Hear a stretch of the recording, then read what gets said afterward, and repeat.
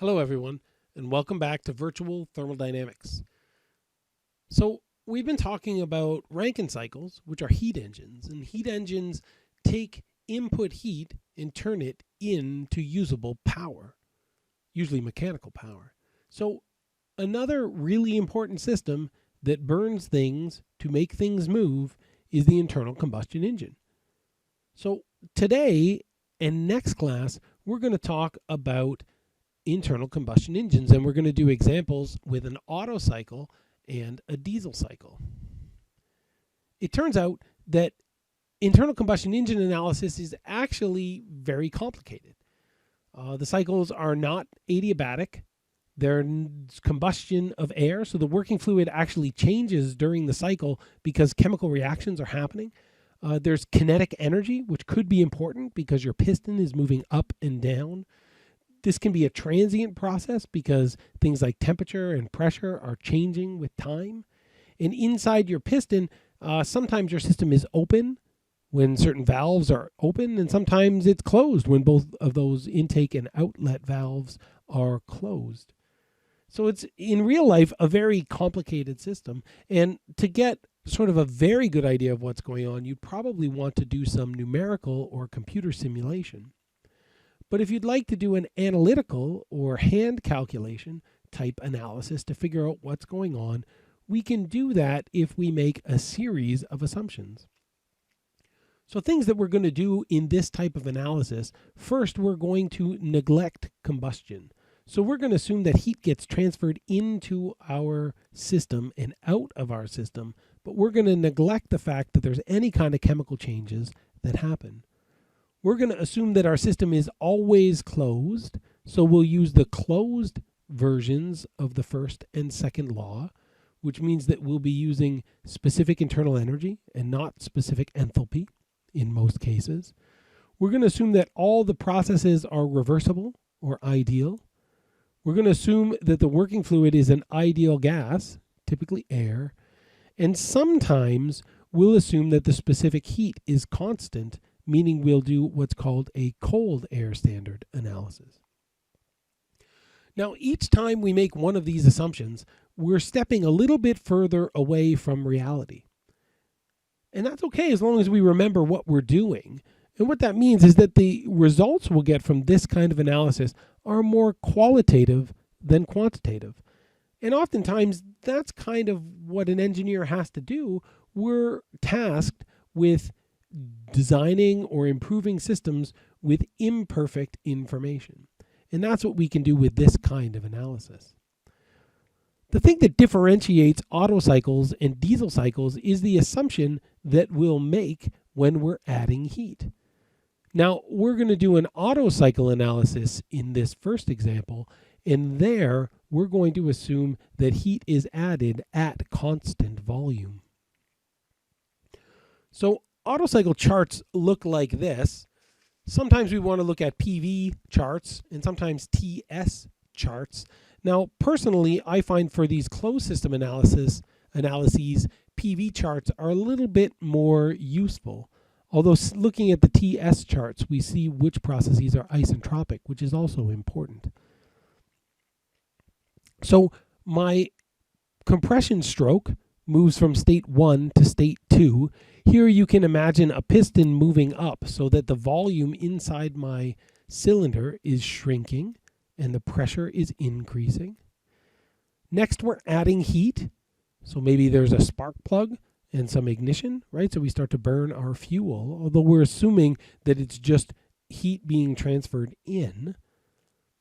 And then we get what we call the power stroke. So in the power stroke, what happens is now the piston is moving downward. So my volume is increasing and my pressure is dropping. And what that does is it's generating power or work in my system. Finally, we have some exhaust of heat to the surrounding area. So we're venting heat. So this is still a heat engine. So when we characterize this system, we're looking at thermal efficiency. Thermal efficiency is net work divided by heat in. And if we did a first law analysis on each of these processes, we would find that the work we're generating, the work out of our system, is U3 minus U4, and the work in our compression stroke is U1 minus U2. That's a negative number, whereas work out is positive. That's why we have green and red in our equation. The heat in happens between states 2 and 3, and it's given by U3 minus U1. We can also rearrange this equation to find that the thermal efficiency is 1 minus, in the numerator, U4 minus U2, divided by the denominator, U3 minus U2.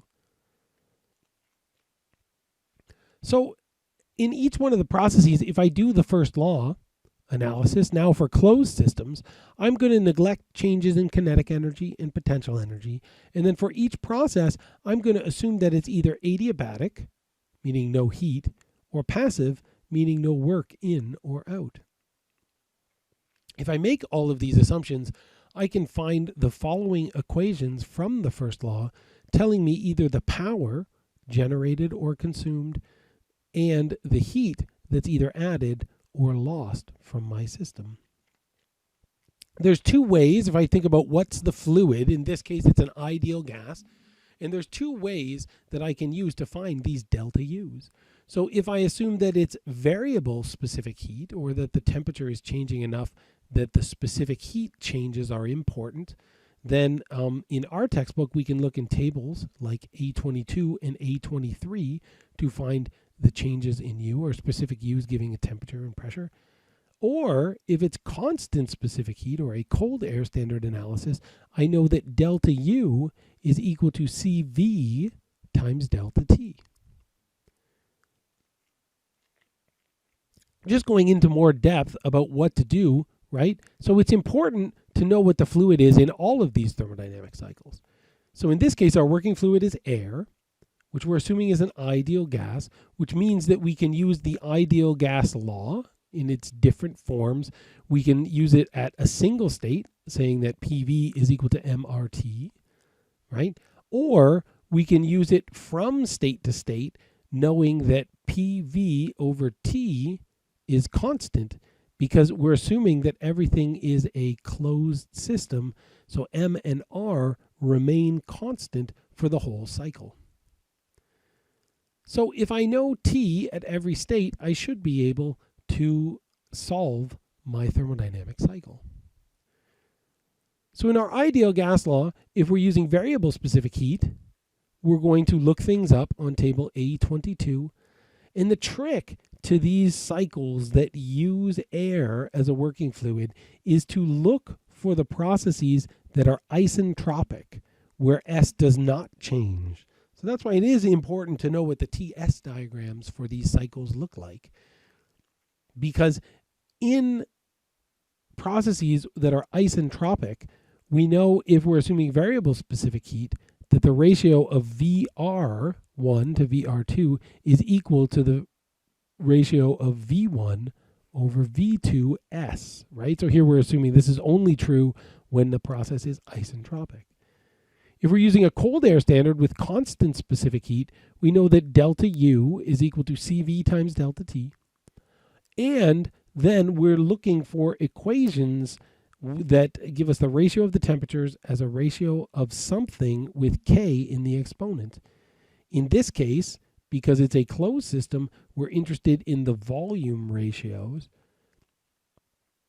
And we can use this equation for isentropic processes. So we're going to look at an air standard Otto cycle in this problem. So the Otto cycle has all internally reversible processes when we're solving it analytically. So it's important to know what these TS and PV diagrams look like. One of the things that's nice about an analytical solution like this is, even though it's not always going to be perfectly accurate because we're making so many assumptions, we can learn about the real system, or how we might be able to improve the real system just by looking at what happens. So here we define the compression ratio as being V1 divided by V2.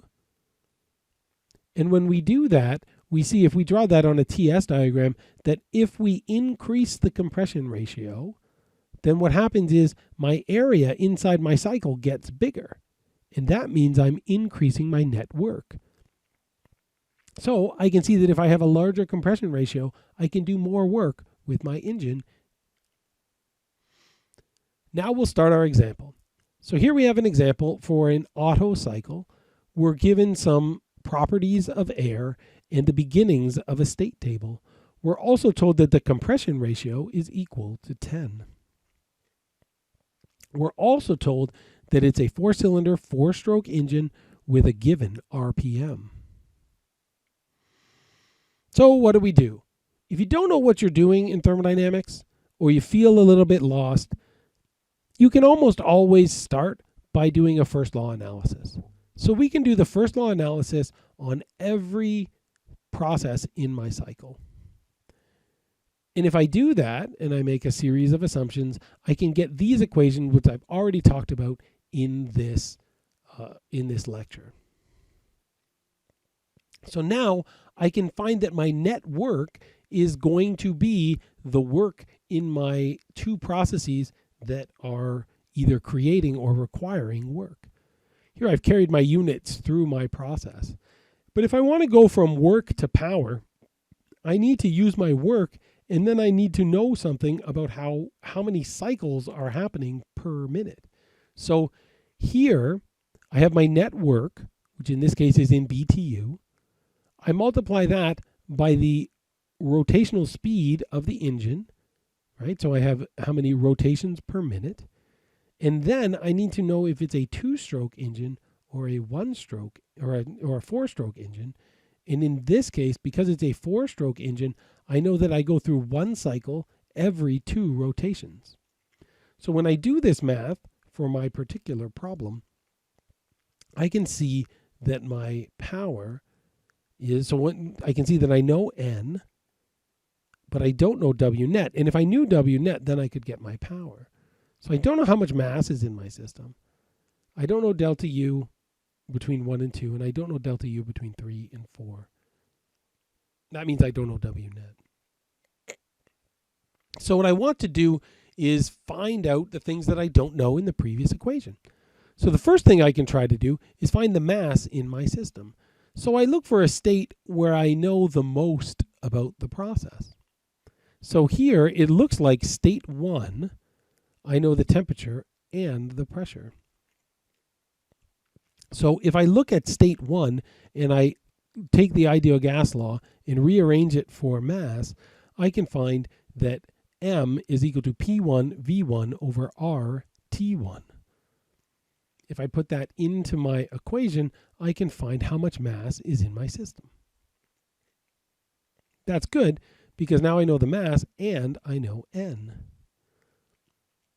I still don't know delta U, which means either of the delta U's, which means that I don't know W.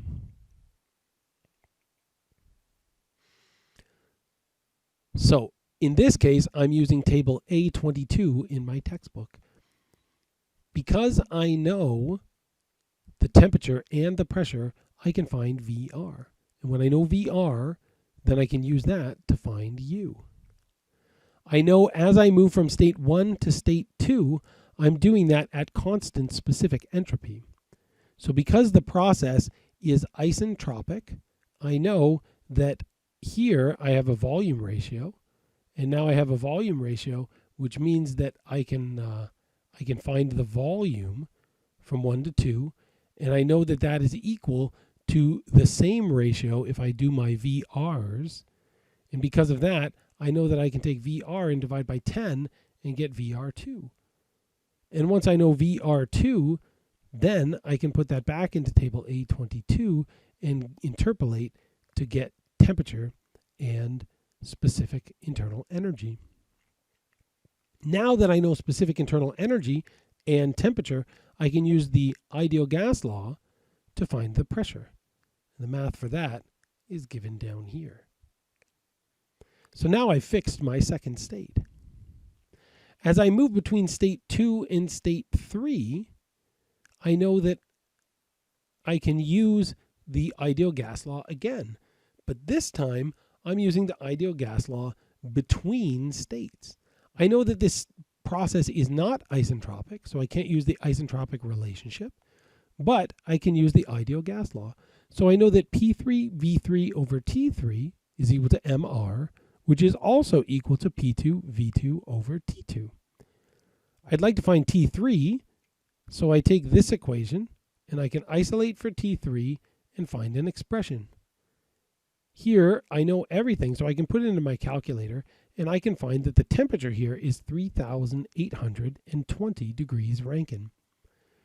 It's really important in these calculations to remember that these temperatures are not temperature differences. And anytime we have an equation that's not a temperature difference, we always want to use absolute temperatures. So in this case, it's an imperial problem, so we use Rankine. But if it was in metric, we would want to use Kelvin. But now that I know the temperature and the pressure, or even just the temperature, I think, we can go back to A22 and we can interpolate to find the specific internal energy and to find VR. With the temperature and VR, I can use the volume ratio again to find the volume VR at state 4. So here again, because this is an isentropic process, as I move from 3 to 4, S remains constant.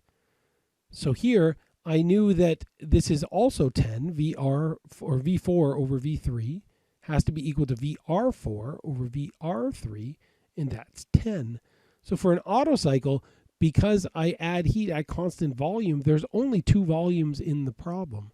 So once I know the compression ratio, I know that that ratio works as I go from state 1 to state 2 and as I go from state 3 to state 4.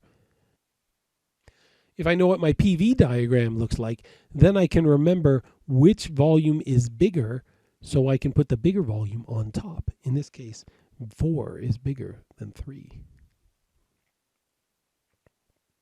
Knowing VR4, I can interpolate on the table and find T4 and U4. Now that I know all of my specific internal energies, I can find my net work. In this case, 0.45 BTU. Now I can put that information into what I already know and use that equation to find the power. So that's how I do this problem if I'm going to do an air standard analysis. But what do I do if I want a cold air standard analysis, or if I want to assume that the specific heat is constant? In this case, all of my equations for delta U become CV times delta T. I'm going to use one CV for this problem based on some temperature that I'm going to pick. Right? Again, I know N, but I don't know W net. I do know the mass because I've already calculated it. It won't be any different. I don't know delta U or delta U, right? Or in this case, I don't know the temperature differences from T1 to T2 and from T3 to T4. So this is what my state table would look like if I was doing this as a cold air standard problem. So now for cold air standard processes that are isentropic, I want to look for an equation that has K in the exponent. And because this is an Otto cycle problem, it's a closed system, and I know the volume ratio, so I'm going to pick this equation. I can rearrange this to find T2. I put what I know into my calculator, and I can put on my state table that I know the temperature at state 2. I can use the ideal gas law to go from the temperature to the pressure at state 2. Now, when I move from state 2 to state 3, just like I did in the variable specific heat problem, I use the ideal gas law. So I know that P3 V3 over T3 is equal to P2 V2 over T2. And I can use that information to solve for T3. When I go from state 3 to state 4, I remember that this is an isentropic process. Again, I'm going to know the ratio of volumes, so I can use this equation. The only thing that I don't know is T4. So I put things into my calculator, and I find that T4 is just under 1500 degrees Rankine. Now, my net work equation looks like this. I've replaced my delta U's with CV times delta T. I put in the information that I know and I find the net work. I put that net work information into my calculator and I find what the net power for the engine is. So that's how we do problems either with constant or variable specific heat for Otto cycles. Thanks for joining me on Virtual Thermodynamics. I'll see you again next time.